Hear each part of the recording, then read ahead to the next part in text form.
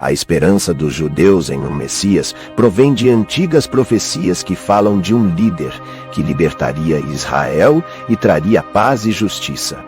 Esperava-se que este Messias fosse um descendente da rei David, alguém que levaria a Israel de volta à glória e traria salvação ao povo.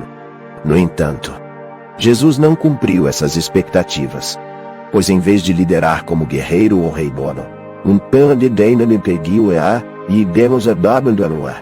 pregou amor, perdão e humildade. Não tentou derrubar os romanos nem fundar um reino na terra, o que deixou muitos judeus decepcionados. Jesus, com seus passos silenciosos pelas colinas da Galileia, não veio para ser um rei de espada e coroa, mas para plantar as sementes de um reino invisível nos corações dos homens. Este reino não é conquistado com espadas e escudos, mas com gestos de amor e palavras de paz.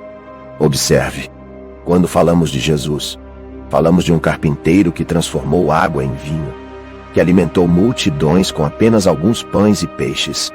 Estas histórias que ressoam através dos séculos são como rios que sempre encontram o seu caminho para o mar, mostrando-nos que o verdadeiro poder não está em tirar, mas em multiplicar, não em dividir, mas em unir, e as parábolas que ele contou eram como pérolas lançadas aos ouvintes, cada uma com um brilho único, revelando verdades profundas sobre perdão e misericórdia.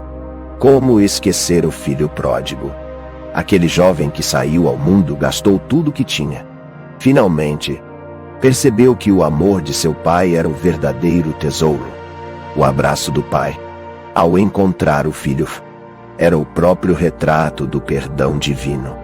Um perdão que não conta as ofensas, mas que acolhe com braços abertos. O amor, esse tema recorrente nos ensinamentos de Jesus, não se manifestava apenas em palavras, mas também em ações. Lá estava ele, tocando os leprosos, conversando com os excluídos, estendendo as mãos aos mortos. Este amor era como uma chuva suave que cai depois de um longo período de seca, revivificando tudo o que toca, transformando terras áridas em jardins florescentes.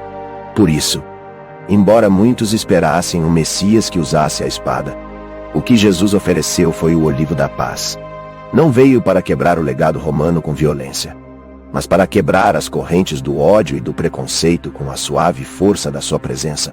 E mesmo quando foi crucificado, uma coroa de espinhos substituindo-a por ouro que alguns desejavam para ele, sua resposta foi uma oração pelos seus torturadores. Pai, perdoa-os, porque não sabem o que fazem.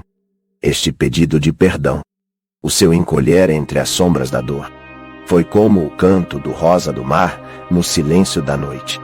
Um lembrete de que a verdadeira grandeza pode surgir nas profundezas do sofrimento, o simbolismo da cruz, que para muitos representa apenas dor, para outros é um farol de esperança, apontando para a ressurreição que promete uma nova vida a todos os que creem. A rejeição de Jesus pelos judeus é um debate antigo que tem suas origens nos primórdios do cristianismo. Embora existam várias razões para esta incredulidade, podemos agrupá-las em 3 categorias: diferenças teológicas, expectativas sobre o Messias e questões culturais. Mas quais são essas diferenças teológicas? Na essência da teologia judaica, Deus é visto como único e indivisível, um conceito que ressoa profundamente nas paredes das sinagogas e nos corações dos fiéis. Este Deus, retratado nos escritos sagrados, é um farol de unicidade que não se divide nem se multiplica. Quando Jesus entra em cena, apresentando-se não só como mensageiro, mas como o próprio Filho de Deus, isso sacode o chão sob os pés dos devotos judeus. Para eles, ouvir alguém que se proclamava Filho de Deus, caminhando na terra em forma humana, era tão chocante como ver o sol nascer no oeste. Jesus estava falando de uma relação íntima com Deus, chamando-o de Padre, algo inédito e perturbador para muitos que seguiam rigorosamente as leis de Moisés. Eu e o Pai somos um, dizia ele, E essa afirmação ressoava sobre as colinas de Jerusalém como um trovão em dia claro. Para os judeus, isso soava como um desvio radical da fé que conheciam. Uma fé centrada na adoração de um Deus sem forma, que nunca poderia ser confundido com uma figura humana. Além disso, as implicações desta nova doutrina traziam um vento de mudança que muitos não estavam preparados para enfrentar. O Messias que esperavam era um libertador terrestre, um rei guerreiro que restauraria o Estado de Israel e o libertaria das garras dos opressores romanos.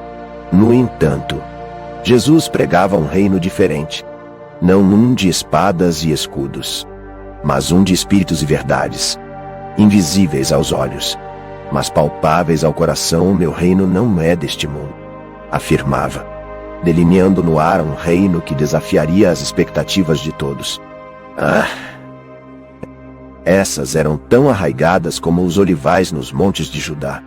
A sociedade judaica daquela época valorizava profundamente a tradição e a ordem estabelecida. Jesus, com suas ideias revolucionárias e seu círculo de seguidores provenientes de todas as camadas da sociedade, era visto tanto como um inovador quanto um perturbador da paz.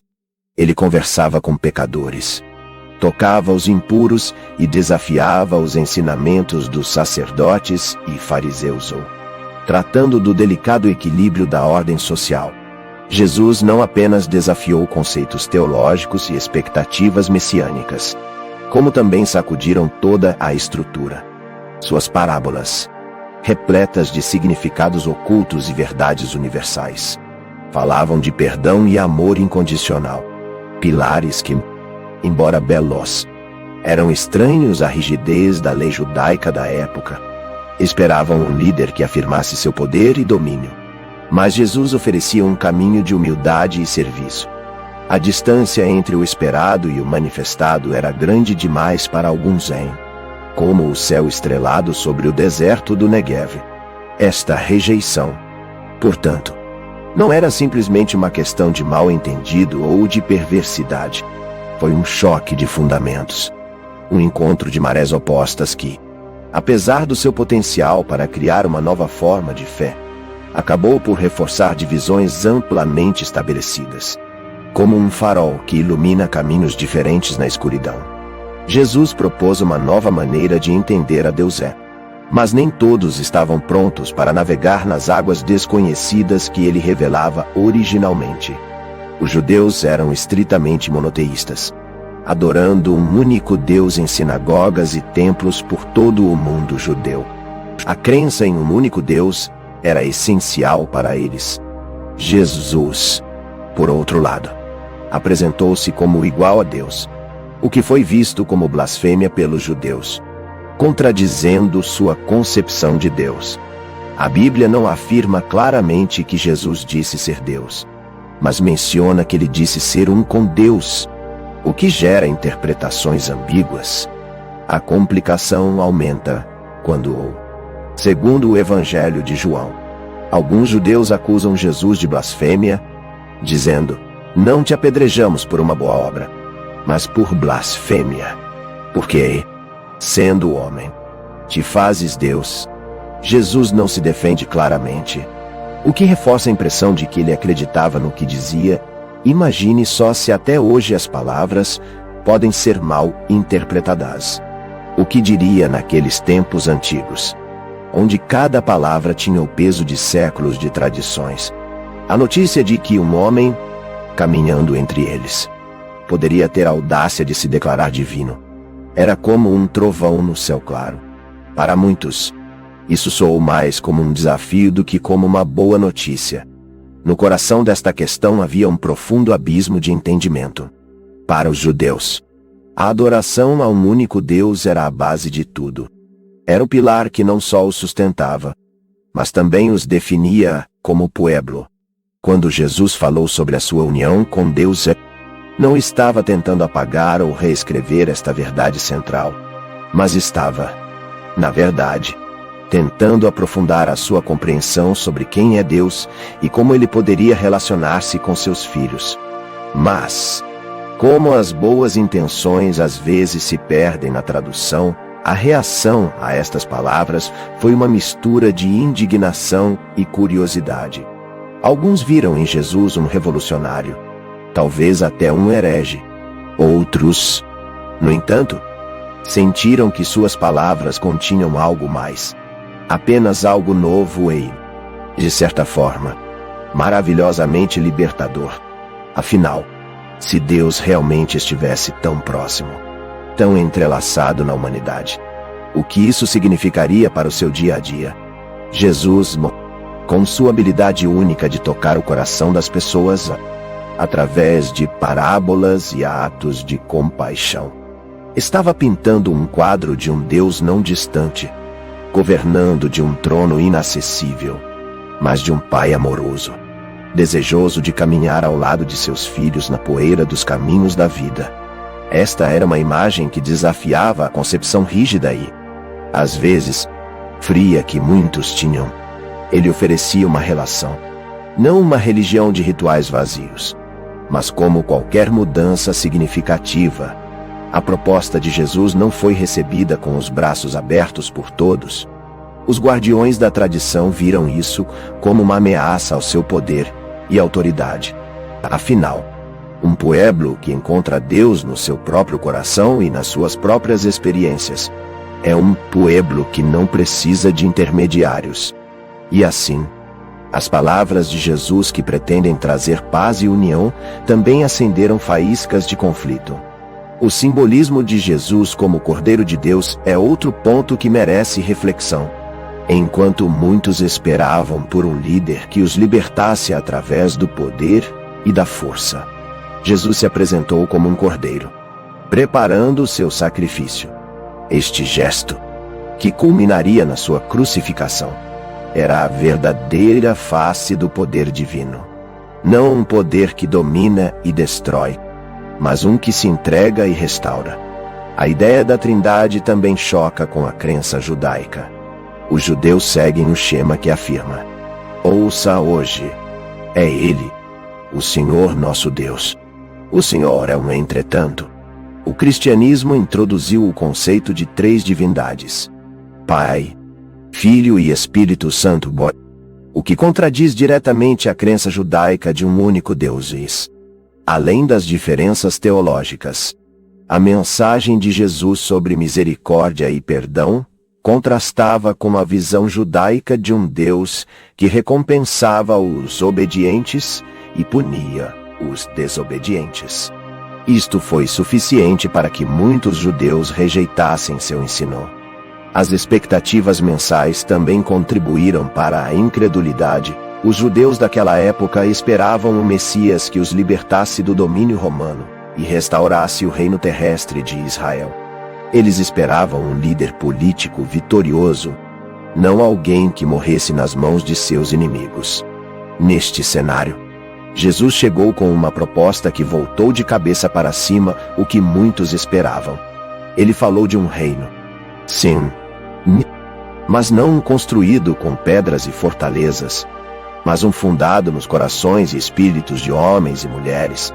Esta visão era tão diferente que muitos não podiam ver além de seus sonhos de libertação e poder. Para eles, o Messias que falava de servir ao próximo e amar os inimigos era como uma chuva fina no meio de um incêndio florestal, insuficiente e decepcionante. Jesus, no entanto, insistia que seu caminho era o do verdadeiro poder transformador. Bem-aventurados os mansos, pois eles se redimirão a terra. Dizia-o, inverter completamente a noção de força e conquista.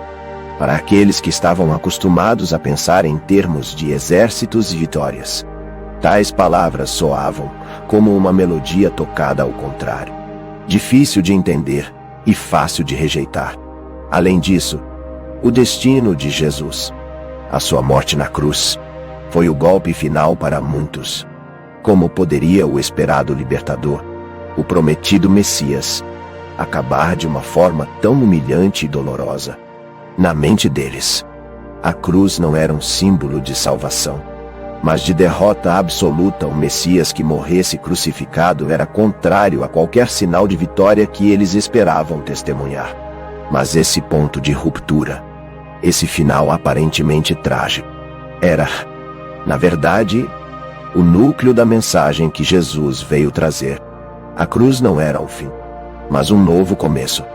Através da sua ressurreição, mostrou que o verdadeiro reino que propunha era indestrutível, não subjugado pela dor, pelo sofrimento ou até pela morte. Era uma revolução silenciosa, mas profunda, que começava na alma e se estendia como o amanhecer após uma longa noite escura. Maimônides, um importante pensador judeu, argumentou que Deus não tem forma física, que é eterno e infinito. Afirmar que Deus poderia se tornar humano é minimizar a sua divindade, algo que é incompatível com as escrituras judaicas que afirmam: Deus não é mortal. Nesta linha de pensamento, a ideia de um Deus encarnado, como apresentado no cristianismo, era uma verdadeira pedra no sapato para muitos judeus da época. Para eles, como poderia a infinitude divina, que preenche céus e terra, condensar-se em uma única figura humana, sujeita a dolores e à morte? Este conceito não só desafiou, mas parecia torcer as raízes milenárias da sua fé, a vinda de Jesus. Com seus milagres e ensinamentos sobre a natureza de Deus, tentou construir uma ponte sobre este abismo teológico. Quem me vê, vai ao Padre, disse ele, tentando explicar que sua presença entre os homens era um espelho do divino, não uma redução. No entanto, essa ponte muitas vezes parecia mais uma ilusão, difícil de cruzar para aqueles firmemente ancorados na tradição. Esta resistência não era apenas uma questão de obstinação, falta de visão.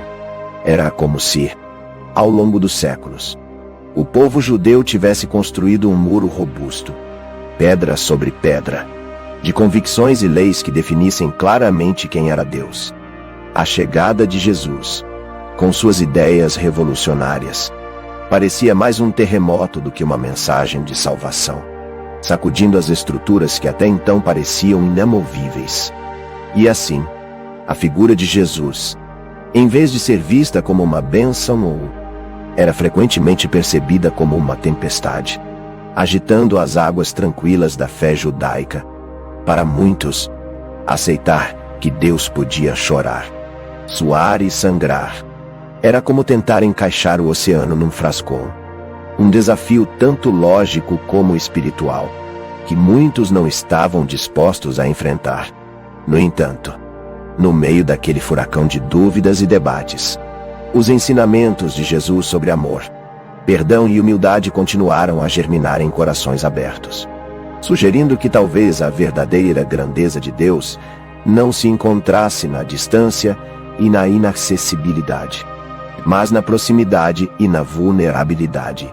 Ele mostrou através de sua vida, e finalmente, através de sua morte e ressurreição, que o verdadeiro rosto de Deus era o amor incondicional, um amor que não hesita em descer até as profundezas da condição humana para tocar e transformar as almas perdidas e sofridas. O diálogo entre o que Maimônides ensinou e o que Jesus viveu continuar, portanto, a ser um campo fértil para a reflexão, enquanto um enfatiza a transcendência absoluta de Deus, o outro revela um Deus que é imanente, que caminha ao lado de seus filhos, um pastor que conhece cada ovelha pelo nome. Diferenças culturais também influenciaram a rejeição de Jesus. A sociedade judaica era altamente estratificada, com sacerdotes e líderes religiosos ocupando posições elevadas. Jesus, por sua vez, pregava uma mensagem acessível a todos, desafiando a estrutura social da época e ameaçando a posição dos líderes estabelecidos. Imagine só, lá vinha ele, sem pompas nem privilégios, falando de um reino onde os últimos seriam os primeiros e os primeiros. Os últimos, uma verdadeira revolução não só espiritual, mas social, que colocava em causa a ordem vigente. Além disso, Jesus não se limitou a pregar nas sinagogas, mas estendeu suas palavras pelas ruas, pelos campos junto aos lagos, chegando a pescadores, cobradores de impostos e até mesmo aos marginalizados, que raramente eram vistos perto dos altos degraus religiosos. Seu enfoque era como uma brisa fresca num dia sufocante, oferecendo alívio e esperança a quem por tanto tempo se sentia ignorado.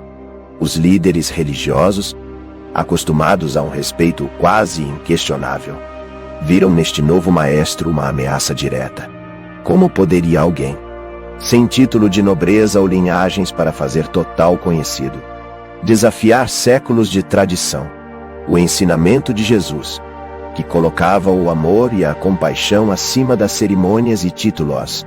Era como um espelho que não reflete a imagem que eles desejavam ver. E não há parábola aí as parábolas de Jesus, repletas de sabedoria e de interior, muitas vezes expõem as hipocrisia e as injustiças praticadas por aqueles que se diziam guardiões da fé. Suas histórias eram simples, mas suas mensagens profundas tocavam diretamente no coração da lei. Amar a Deus acima de tudo e ao próximo como também. Esta simplicidade desarmadora era revolucionária. A reação a esta mensagem foi mista. Enquanto alguns viram em Jesus a promessa de um novo começo, outros sentiram como se o solo estuviário tremia sob seus pés. Para eles, a possibilidade de perderem o seu estatuto e o seu poder era uma tempestade que se formava no horizonte, ameaçadora e inevitável. O clímax desta tensão chegou com atos como a purificação do templo, onde Jesus expulsou os vendedores criticando abertamente o que considerava uma exploração da fé. Esta ação não apenas simbolizava sua repulsa contra a corrupção religiosa, mas também marcava sua posição contra o abuso de poder. Era como se estivesse a limpar as impurezas, não só do solo sagrado, mas tentando limpar o próprio coração da religião. Portanto, a diferença de Jesus com os líderes da época não estava apenas em suas ideias, mas em suas práticas. Não pregava apenas um novo entendimento de Deus, mas demonstrava por meio de suas ações como viver de acordo com esse entendimento. Ele lhe personificava sua mensagem, caminhando entre o pueblo, curando, ensinando, acima de tudo, servindo. Assim, enquanto alguns se agarravam às tradições e ao poder, outros encontraram em Jesus um caminho de verdadeira transformação. Era uma escolha entre manter as estruturas do passado ou abraçar a promessa de um futuro, onde cada pessoa, independentemente da sua posição social, poderia encontrar o seu lugar no sol no reino de Deus. A inclusão pregada por Jesus, que abrange os marginalizados como os doentes e os pobres, era vista como subversiva.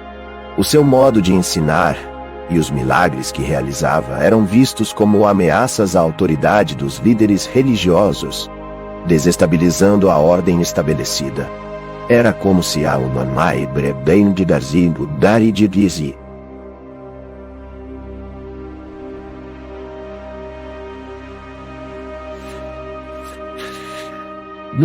A cada passo que ele dava para os esquecidos, um tijolo fosse removido do muro da segregação e do preconceito.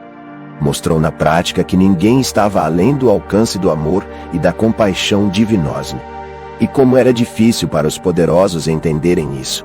Para eles, a ordem social na qual os menos afortunados permaneciam marginalizados não era apenas natural, mas também necessária.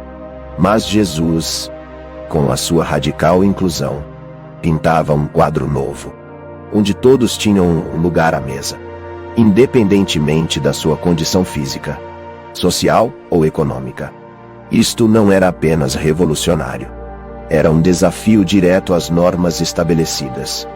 Imagine então a cena.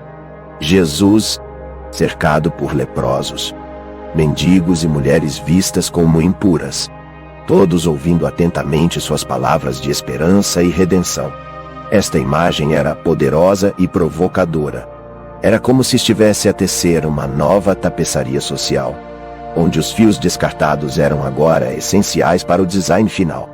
Os milagres de Jesus, especialmente serviam como sinais de que algo grandioso estava acontecendo. Não eram apenas demonstrações do poder divino, mas manifestações de uma nova ordem, onde o sofrimento não era ignorado.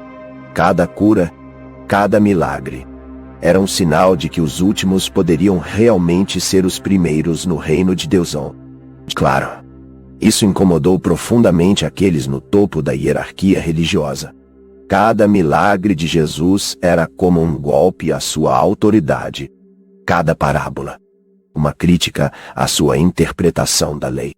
A forma como Jesus tratava os marginalizados não só questionava a legitimidade do seu poder, como minava a própria base sobre a qual esse poder estava construído. Assim, não é surpresa que a tensão entre Jesus e os líderes religiosos estivesse crescendo a cada pessoa que ele tocava, a cada excluído que era trazido para o centro da comunidade. As antigas estruturas tremiam. Era como se as velhas paredes da exclusão começassem a partir sob o peso de um amor que não conhecia barreiras. É importante notar que a rejeição de Jesus não significava que os judeus fossem menos religiosos. Eles continuaram a seguir suas tradições e práticas, mantendo sua fé mesmo após a morte de Jesus. A questão não era falta de fé, mas diferenças teológicas, culturais e de expectativas. Além disso, Eusão, entendendo que a rejeição de Jesus pelos judeus não deve ser vista como uma rejeição à sua mensagem de amor e compaixão. Muitos judeus foram influenciados por seus ensinamentos éticos e morais, mesmo sem aceitá-lo como Messias. Também é importante reconhecer que tal rejeição não justifica o antissemitismo ou a perseguição histórica que os judeus enfrentaram ao longo dos séculos.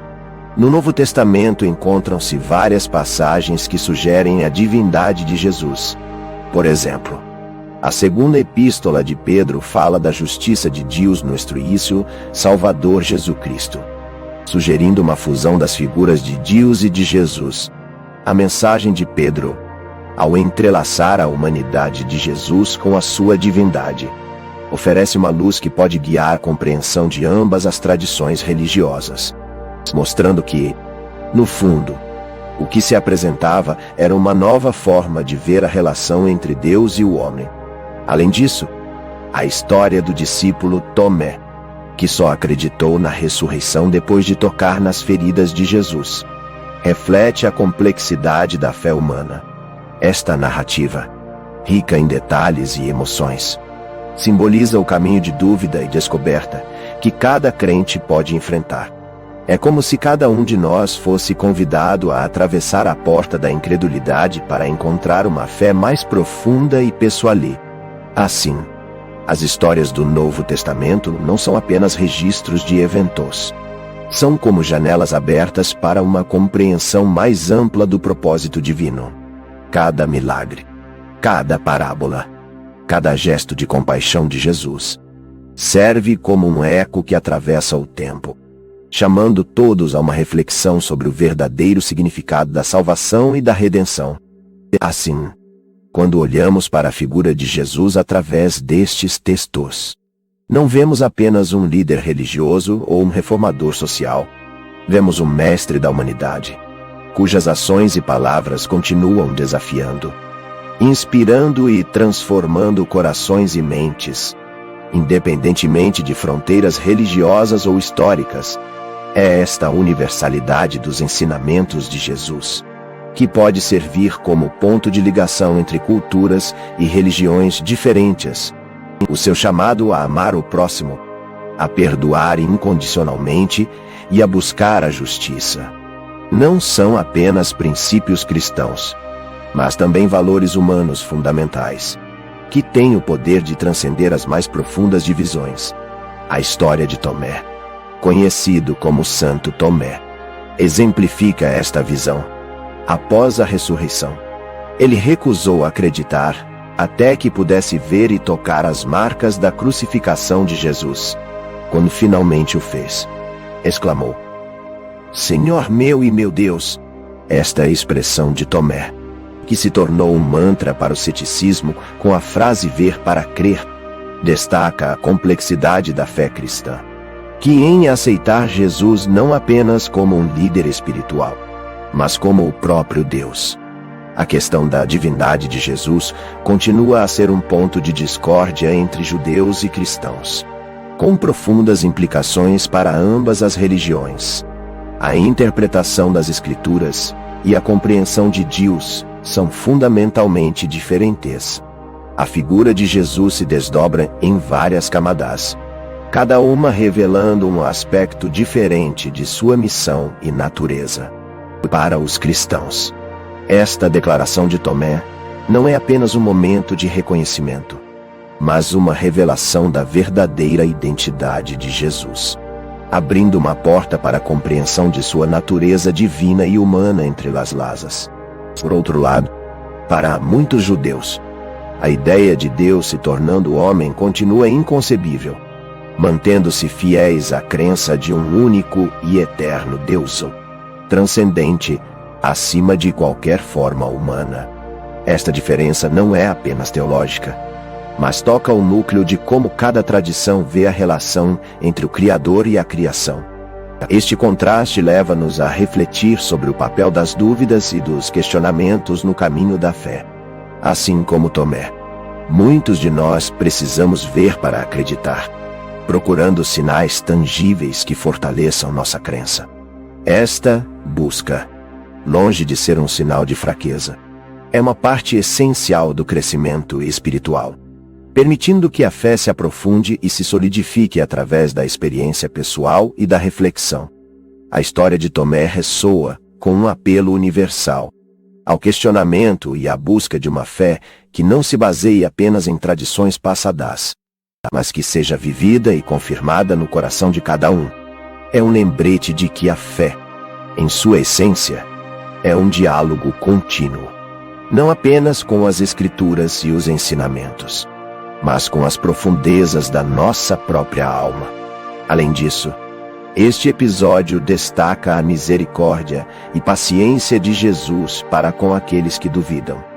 Ele não repreende Tomé por sua incredulidade, mas sim, gentilmente, convida-o a ver e tocar, demonstrando que a verdadeira fé nasce muitas vezes da vulnerabilidade e do reconhecimento de nossas próprias incertezas.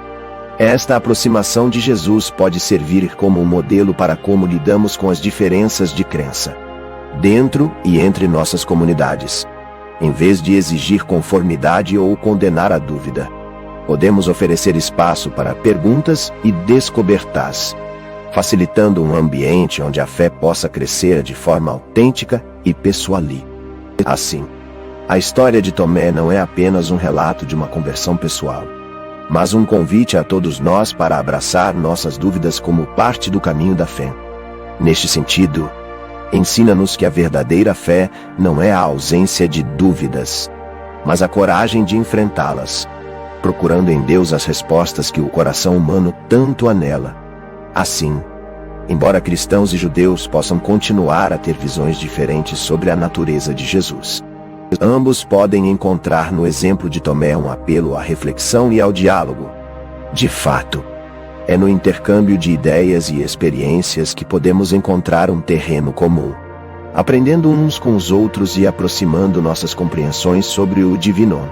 Portanto, seja como for que cada tradição interprete a divindade de Jesus, o importante é manter as portas do diálogo abertas, permitindo que cada pergunta e cada dúvida sejam pontos de partida para uma fé mais profunda e uma compreensão mais ampla. O diálogo entre judeus e cristãos sobre estas questões continua a ser crucial, ajudando a promover a compreensão e o respeito mútuos apesar das profundas diferenças teológicas. E você? O que você acha sobre Jesus Cristo? Ele era realmente o Filho de Deus? Eu pessoalmente não tenho dúvidas de que sim. Compartilhe sua opinião nos comentários. Até a próxima. Não esqueça de deixar o like, compartilhar o vídeo e se inscrever no canal. A próxima. Cima.